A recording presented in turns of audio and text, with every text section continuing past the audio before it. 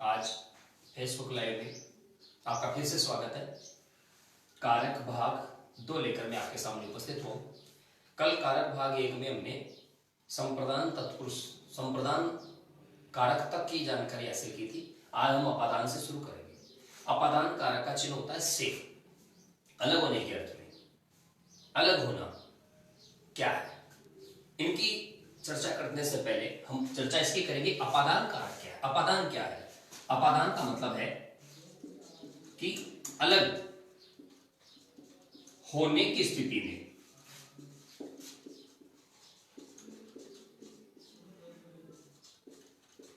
जो अटल अथवा स्थिर रहती है, जो अटल अथवा स्थिर रहता है, उसकी अपादान संज्ञा होती है। उसकी अपादान संज्ञा होती है।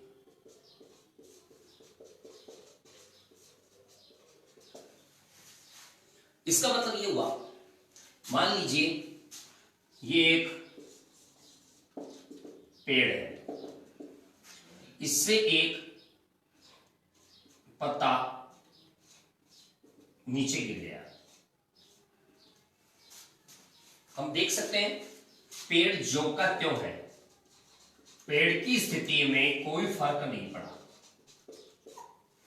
लेकिन पत्ता अलग हो गया। तो इसमें जिसकी स्थिति में फर्क नहीं पड़ा, परिवर्तन नहीं हुआ, जो अटल है, जो स्थिर है, जैसा पहले था वैसा ही है, उसमें अपादान होगा। तो इसका मतलब अपादान पेड़ में है, पत्ते में नहीं। तो ये अपादान है। तो इसका अलग होने की स्थिति में जो अटल रहता है वो अपादान होता है। ध्रुवम अपाये सति अपादानम। ध्रुवम अटल रहता है, अपाये सति अलग होने पर अपादान, उसकी अपादान संज्ञा होती है। तो ये हमने जाना कि अपादान वास्तव में क्या है। अब हम आगे की चर्चा करेंगे। अपादान में जो अलग होना, बार बार ये शब्द काम में लिया जाता है। अपादान यानी से अलग होना, से अलग होना। और अधिकांश गाइडों में उदाहरण भी यही मिलता है कि वह घोड़े से गिर पड़ा, पेड़ से पत्ता गिरा, इत्यादि कर ली जाती है। जबकि अलग होना केवल एक वस्तु नहीं है। तो फिर अलग होना क्या है, उसकी जानकारी मैं आपको देना चाहूंगा। टूटना या टूटकर अलग होना, ये अलग होना। सबसे पहले टूटना या टूटकर अलग होना, तो इसका मतलब हुआ पेड़ से पत्ता गिरा, ये अपादान हो गया। पेड़ से टूटकर गिर गया तो ये अपादान हो गया। उतरना या स्थान छोड़ देना, इसमें भी अपादान होता है। जैसे यात्री विमान से उतरा,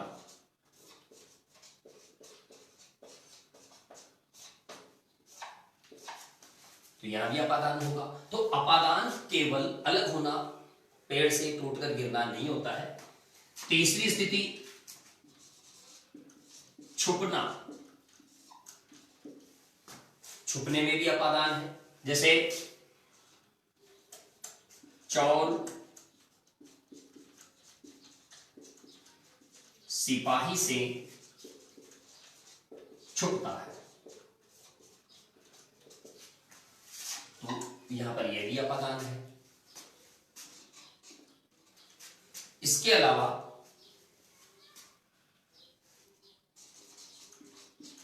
घृणा करना,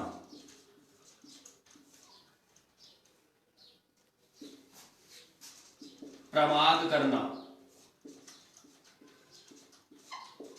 तो हम जिससे घृणा करते हैं, जिसमें प्रमाद करते हैं, उसमें अपादान होता है। जैसे साधु पाप से घृणा करता है, ये भी अपादान है। इसके अलावा त्यागना, हटना या हटाना, ये भी अपादान है। जैसे उसने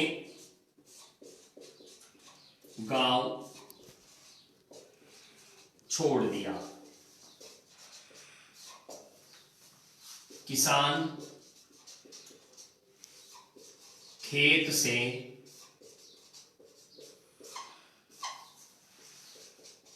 गायों को हटाता है। तो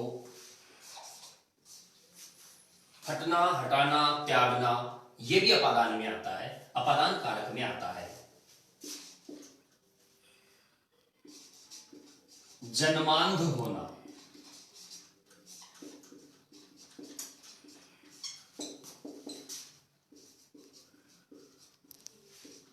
सूरदास जन्मांध थे, ये भी अपादान है। तो अपादान होना केवल और केवल पेड़ से पत्ता गिरना नहीं होता, उसके अलावा भी बहुत सारी परिस्थितियां ऐसी होती हैं जहां पर हम अपादान कारक करते हैं। तो इस बात का विशेष ध्यान रखिएगा। अब जैसे कई बार ऐसी भ्रम की स्थिति हो जाती है कि जो एक वाक्य है, उसने चाकू से सेव काटी, या भ्रम ये हो जाता है कि सेव कट गई, इसका मतलब अलग हो गई। नहीं, अलग नहीं हुई है। सेव के काटने में चाकू ने सहायता प्रदान की है, और सहायता प्रदान करने के कारण इसमें करण कारक है, अपादान नहीं।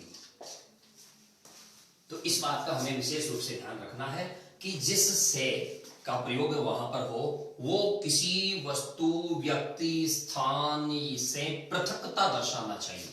उसको पृथक दर्शाए तब वहां पर अपादान कारक होता है। तो मित्रों देखिए, अपादान कारक टूटना, टूटकर अलग होना, पेड़ से पत्ता गिरा, घोड़े से सवार गिरा, उतरना या स्थान छोड़ देना, यात्री विमान से उतरा। इसके अलावा जैसे उसने अपना पद त्याग दिया, अपना पद त्याग दिया, अब उसने पद से इस्तीफा दे दिया, उसको पद से निष्कासित कर दिया, उसको पद से मुक्त कर दिया, ये सारी चीजें जो है अपादान में आती है। तो फिर है उतरना, छुपना, जानबूझकर छुपने की कोशिश करना अपादान में आता है। तो आप जिससे छुपने की कोशिश करते हैं उसमें अपादान आता है। बच्चा मां से छुपने की कोशिश करता है खेल खेल में, तो मां से छुपता है, इसका मतलब मां में अपादान है। सिपाही चोर सिपाही को देखकर छुपता है, तो सिपाही से छुपने की कोशिश करता है, तो सिपाही में अपादान है, न कि चोर में। किसी चीज से हम घृणा करते हैं, प्रमाद करते हैं, लापरवाही करते हैं, तो जिससे हम घृणा करते हैं, प्रमाद करते हैं, लापरवाही करते हैं, आलस्य करते हैं, उनमें अपादान का प्रयोग किया जाता है। साधु पाप से घृणा करता है, एक उन्मत्त बालक अध्ययन में प्रमाद करता है, लापरवाही करता है, तो वहां पर अध्ययन में होते हुए भी वहां पर अपादान का प्रयोग किया जाएगा। त्यागना, हटना, हटाना, उसने गांव छोड़ दिया है यानी त्याग दिया है, किसान खेत से गायों को हटाता है। जन्मांध होना, सूरदास जन्मांध थे, जन्म से अंधे, ये मैंने आपको कर्ण कारक में भी बताया था कि जन्मांध को छोड़कर बाकी सारे अंधे कर्ण कारक में आते हैं, केवल जन्मांध शब्द है वही अपादान कारक में आता है। तो अब इसके बाद हम अपादान कारक के बाद हम संबंध कारक के बारे में थोड़ी जानकारी हासिल करते हैं। संबंध कारक का मतलब है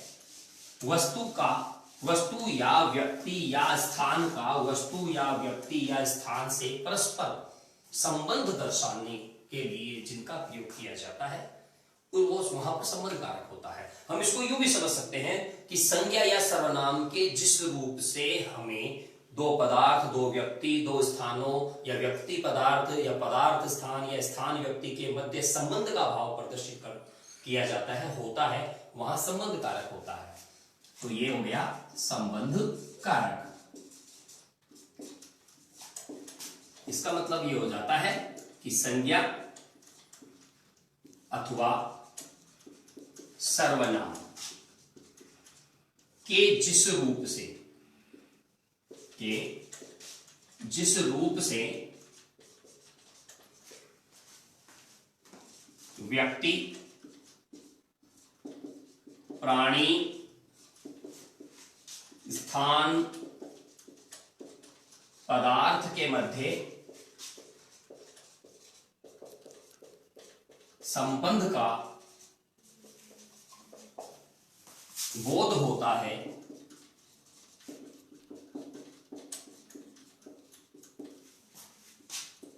उसमें संबंध कारक होता है।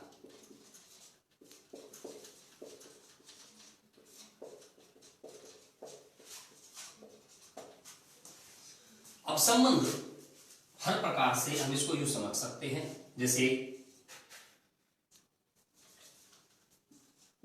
राम दशरथ के पुत्र थे। यहां पर राम का संबंध दशरथ से बताया गया कि वो उसके पुत्र थे, तो इसका मतलब है दशरथ शब्द में संबंध कारक है।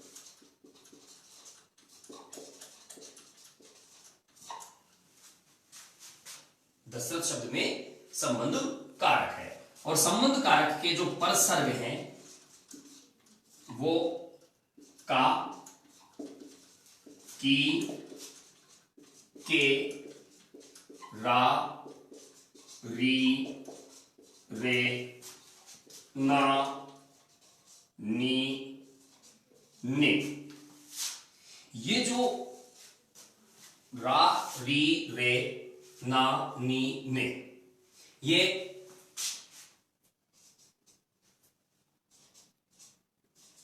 पुरुषवाचक सर्वनाम में इनका प्रयोग होता है, पुरुषवाचक सर्वनाम के साथ।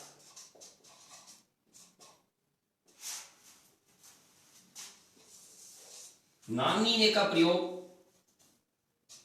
निजवाचक सर्वनाम के साथ भी होता है।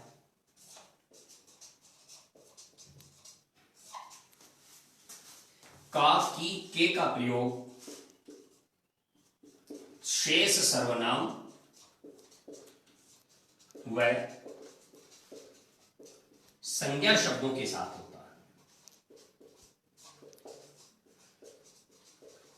सबका अलग अलग प्रयोग है, इसीलिए यहां पर हम इनको अलग अलग पढ़ रहे हैं। तो ये परसर्ग है का, की, के, रा, री, रे, ना, नी, ने। ना, नी, ने का प्रयोग निजवाचक सर्वनाम के साथ, जैसे आप निजवाचक सर्वनाम है, आपसे, अपना, अपनी, अपने। रा, री, रे इसमें पुरुषवाचक सर्वनाम में आ जाते हैं ये, जैसे हमारा, हमारी, हमारे, तुम्हारा, तुम्हारी, तुम्हारे, मेरा, मेरी, मेरे। और शेष जो सर्वनाम है उनके साथ का, की, के का प्रयोग होता है, और समस्त संज्ञा शब्दों के साथ भी का, की, के का प्रयोग होता है। यहां ध्यान देने योग्य बात यह है कि जो परसर्ग है सर्वनाम शब्दों के साथ जुड़कर प्रयुक्त होते हैं, और संज्ञा शब्दों के अलग साथ में अलग से प्रयुक्त होते हैं, मिलाकर के काम प्रयुक्त नहीं होते हैं। तो आगे बढ़ते हैं हम। संबंध, संबंध क्या है? संबंध है स्व स्वामी भाव। स्व स्वामी भाव, स्व स्वामी भाव का मतलब है यह मेरा पेन है, यह मेरा पेन है। तो इस मेरा शब्द से पेन पर स्वामित्व का भाव प्रकट होता है, इसे कहते हैं स्व स्वामी भाव। अंग अंगी भाव,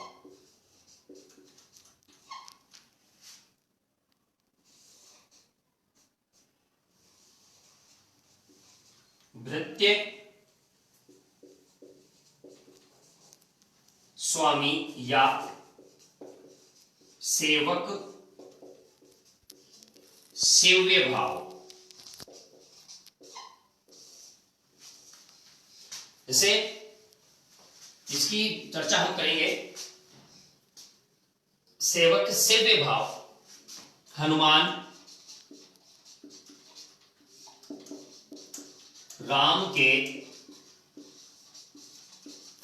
भक्त हैं, तो यहां पर हनुमान का जो राम से संबंध है वो सेवक सेव्य भाव का संबंध है। यह पेन मेरा है, यह मेरा पुत्र है। तो ऐसी स्थिति में ये जो संबंध दर्शित होता है वो केवल एकमात्र किसी व्यक्तिगत संबंध से न ताल्लुक उसका होकर पदार्थ से भी उसका संबंध हो सकता है, प्रकृति से भी उसका संबंध हो सकता है। उन सभी संबंधों को व्यक्त करने के लिए जिन कारक चिन्हों का प्रयोग किया जाता है वो संबंध कारक के परसर्ग है। तो ये था संबंध कारक। अब हम चर्चा करेंगे, अब अपनी चर्चा करेंगे अधिकरण कारक की।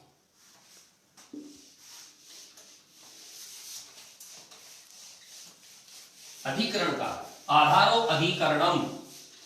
आधारो अधिकरणम का मतलब होता है क्रिया का आधार अधिकरण कहलाता है। अधिकरण कारक क्रिया का आधार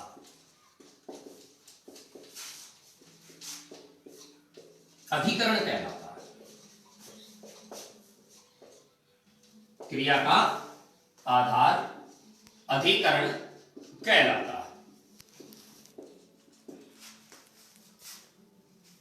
ये ध्यान रखने की बात है। आधार क्या है? आधार का मतलब हम आधार को 3 भागों में बांट सकते हैं। औपश्लेषिक आधार,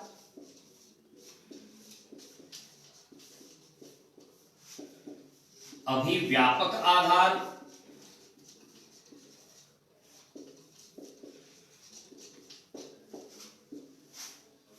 और वैषयिक आधार।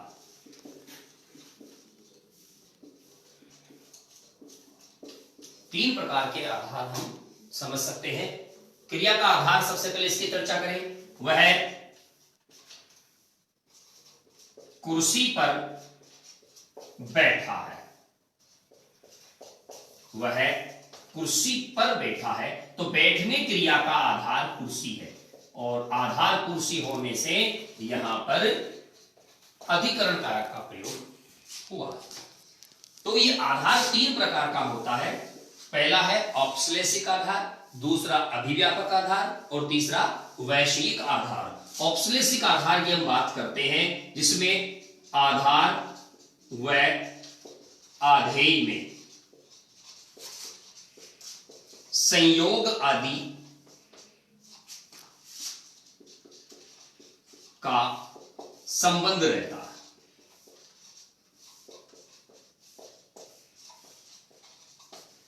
सामान्य शब्दों में अगर थोड़ा सा अंग्रेजी का सहारा लेते हुए मैं आपको बताऊं, अंग्रेजी में ऑन का प्रयोग जिस कंडीशन में किया जाता है, ऑन द टेबल, वही स्थिति हिंदी में औपश्लेषिक आधार की है।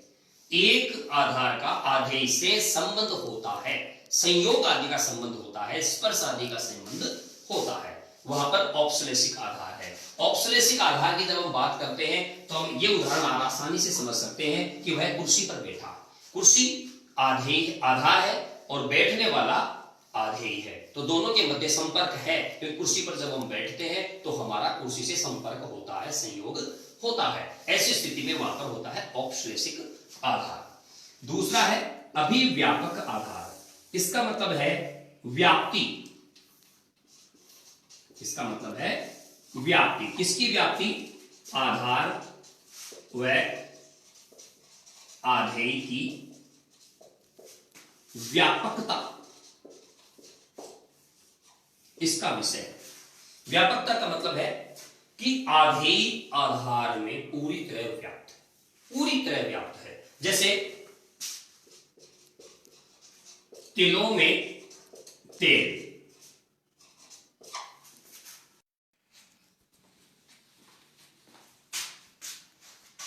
कुछ क्षण का जो आया उसके लिए क्षमा। तिलों में तेल होना, मनुष्य में गुण होना, ये व्यापकता है उसकी। और ऐसी जब व्यापकता का प्रयोग किया जाता है तब वहां पर होता है अभिव्यापक आधार। तीसरा है वैश्विक आधार। वैश्विक का मतलब विषय से है। वैश्विक का मतलब है विषय से। विषय जैसे इच्छा, कामना, ऐसी विषय जब मन में व्याप्त होते हैं तब वहां पर वैश्विक आधार होता है। जैसे मोक्ष की इच्छा है, मोक्ष की इच्छा है, तो यहां पर देखिए इसमें मोक्ष क्या है, विषय है। विषय का मतलब आप सब्जेक्ट न समझे, अंग्रेजी में जैसे हिंदी विषय, गणित विषय, वो नहीं होता। विषय का मतलब है आपकी कामना किसमें है, आपकी इच्छा किसमें है, आपकी भावनाएं किससे जुड़ी हुई है, किसमें समाहित है, वो विषय है। किसी की मोक्ष की इच्छा है, किसी की भगवत भक्ति की इच्छा, आदि आदि जो स्थिति है उसको हम विषय कहते हैं, मोक्ष की इच्छा है। तो यहां पर ये हो गया वैश्विक आधार। तो आधार हो जाते हैं तीन, औपश्लेषिक, अभिव्यापक और वैश्विक आधार। मान लीजिए हमें दिया गया में और पर, ये दोनों हैं पर सर्ग। में का प्रयोग और पर का प्रयोग दोनों। में का प्रयोग सामान्यतः अभिव्यापक और वैश्विक में होता है, औपश्लेषिक में पर का प्रयोग होता है। में का प्रयोग अंदर, भीतर, आवरण की स्थिति में में का प्रयोग किया जाता है। अंदर होना, भीतर होना या ढका हुआ होना की स्थिति में में का प्रयोग किया जाता है। पर का ऊपर, इसको हम यूं भी समझ सकते हैं, ऊपर के अर्थ में पर का प्रयोग किया जा सकता है। जैसे वह साइकिल पर बैठा है, इसका मतलब है साइकिल के ऊपर बैठा है। वह गाड़ी में बैठा है, इसका मतलब है गाड़ी के अंदर, भीतर या गाड़ी ने उसको आवृत किया हुआ है। तो ये दोनों का अंतर समझना होगा। वो गाड़ी में सीट पर बैठा है, लेकिन गाड़ी ने उसको ढक रखा है, इसलिए वहां तो आ गया में। सीट के ऊपर वो बैठा है, इसलिए सीट पर। तो इन दोनों का अंतर हमें ध्यान में रखना है। ये था अधिकरण कारक, और क्रिया के आधार को हम अधिकरण कहते हैं। अब अंत में जो अंतिम हमारा है वो है संबोधन कारक। संबोधन कारक क्या है? जब हम किसी को पुकारते हैं, संबोधित करते हैं, बुलाते हैं, तब उस स्थिति में संबोधन कारक का प्रयोग कर रहे हो। संबोधित करना, बुलाना, आह्वान करना,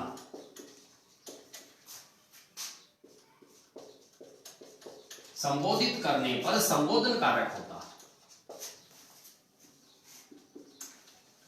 और ये संबोधित हम कितने प्रकार से कर सकते हैं? ए, ओ, हे, अरे, ये इनके पार्श्व है, जिनको विस्मयादि बोधक चिन्ह भी कहते हैं। संबोधन सूचक विस्मयादि बोधक चिन्ह भी इनको कहते हैं। जैसे मान लीजिए ए लड़के इधर आना, ये लड़के इधर आना, तो यहां पर इस लड़के को संबोधित किया गया है, तो इसमें संबोधन कारक होगा।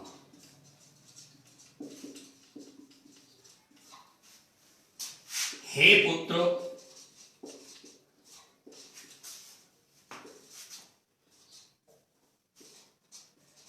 अपनी शिक्षा पर ध्यान केंद्रित करो।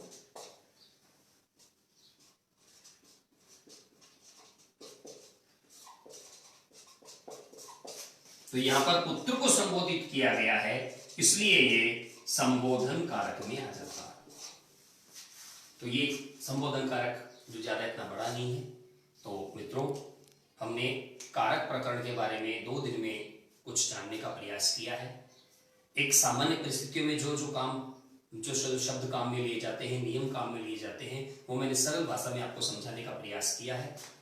अब अगले दिन हम क्या विषय लेकर आएंगे उसकी सूचना हम आपको पहले दे देंगे। तब तक के लिए नमस्कार।